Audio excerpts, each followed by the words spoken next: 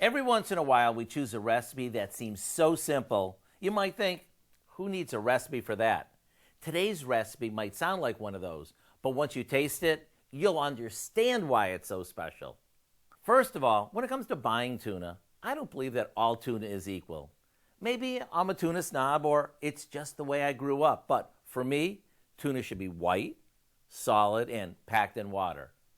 And then it needs to be drained really well. You can do that by pressing the lid into the can, or you can pick up one of these tuna presses, which makes this a breeze. After it's flaked, we add some mayo. And then to make this the ultimate tuna melt, some Italian dressing and sweet relish. After it's mixed, we place a few slices of tomato on some rye bread, top it with the tuna, and layer on some cheddar cheese. When this gets baked long enough for the cheese to melt and the bread to get all toasty, it's done. And since we leave this topless, it's best to eat this with a fork and knife.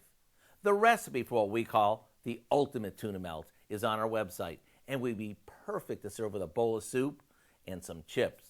I'm Howard of the Mr. Food Test Kitchen, where today we found a basic yet tasty way for you to say, ooh, it's so good.